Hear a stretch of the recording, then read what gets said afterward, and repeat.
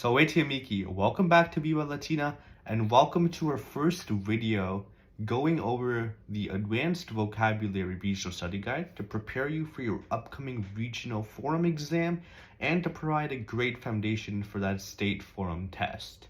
So let's begin with our first word. Our first word is Accendo. Accendo, accendere, accendi, accensus means to burn, blaze, inflame, and it's related to an idea of something burning.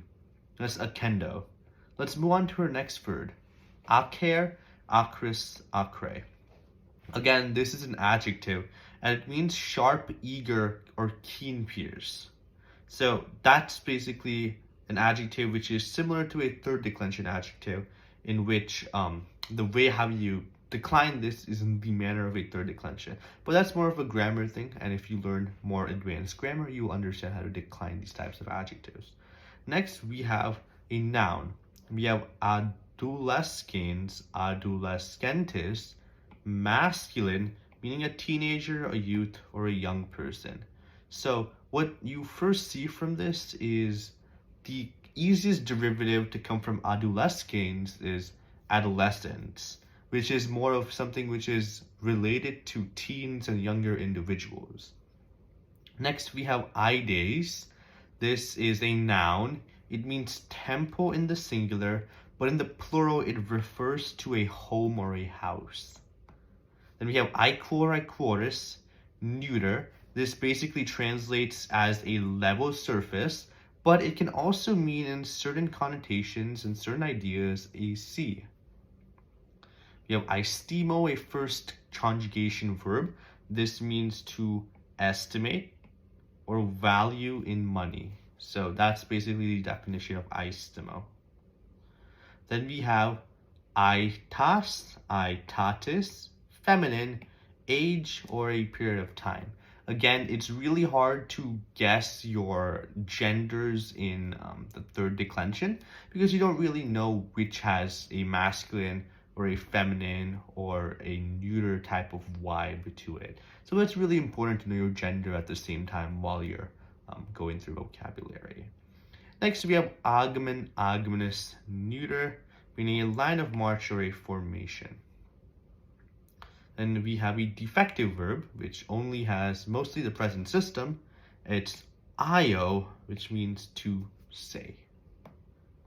Next, we go to allo, allere, alui, alitus, and it means to either nourish, feed, or support.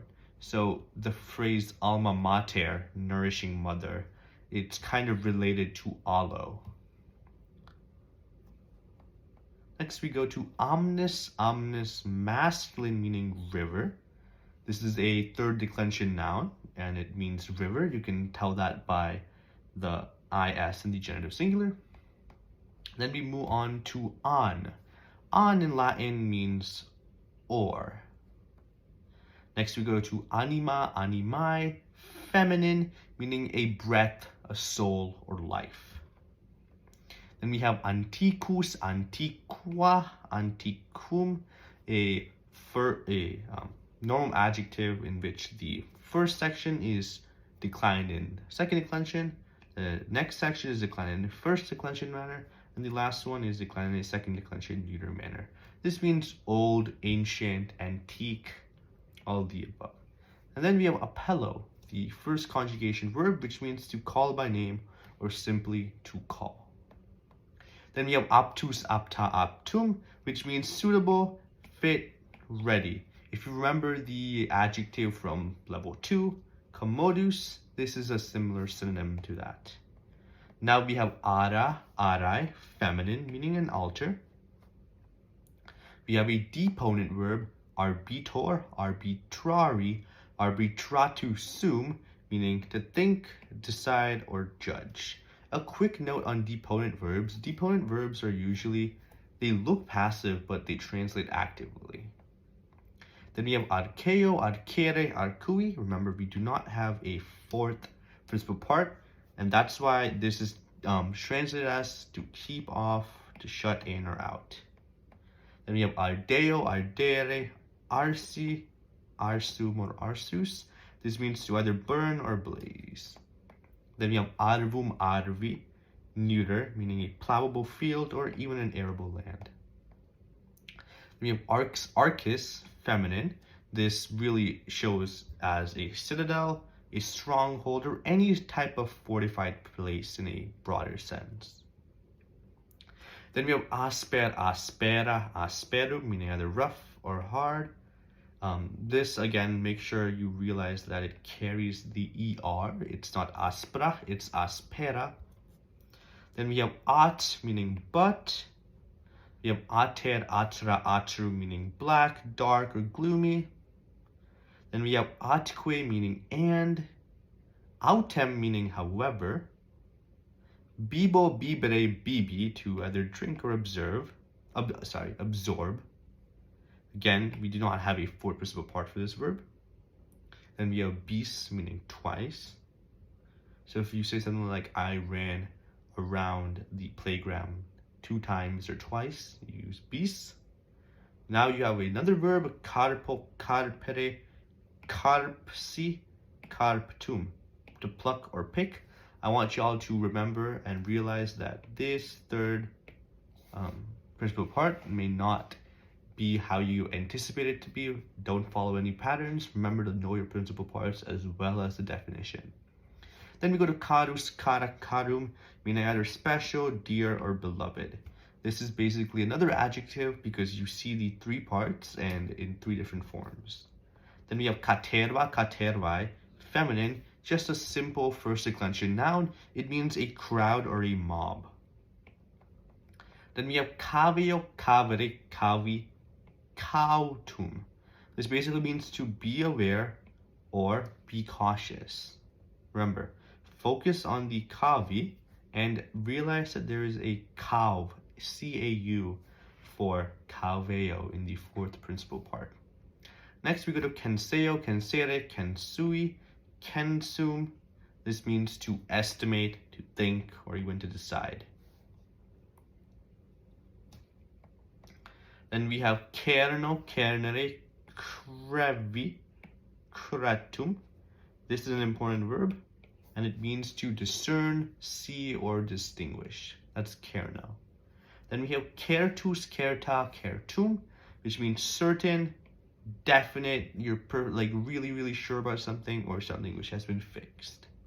Then we have kingo, kingere, kingsi, kingtum. This means to gird, surround, buckle. Then we have kitus, kita, kitum, which means either fast or swift, anything with a fast connotation. Then we have clementia, clementiae, feminine, meaning gentleness or mildness. This is basically a normal first declension noun. Classis, classis, feminine, meaning a fleet of ships. Again, this is a 3rd declension noun because we have the is in the genitive singular. Next, we have comes, comitis, masculine, meaning a companion or an associate. Again, look at the comitis. You can see how committee kind of follows that comitis, and that's an easy way to remember that the genitive singular is comitis. Then we have condo, condere, condidi, conditum. This means to found, to hide, to store up. We have conor, conari, conatu, sum. Again, this is a deponent verb, and it means to either try or attempt. Then we have conjunx, conjugis, masculine or feminine.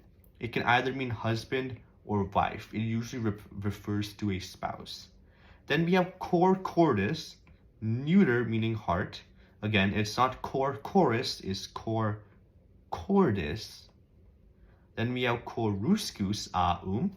That's an adjective. It means either shining or gleaming. Then we have cresco, crescere, crevi, cretum. Well, where does the 3rd and 4th principal part look? Pretty familiar.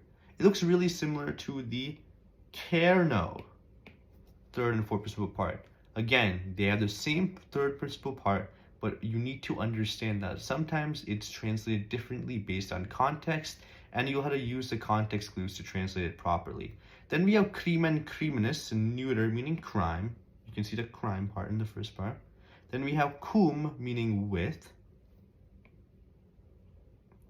And then we have cunctus aum, another adjective, and that means whole.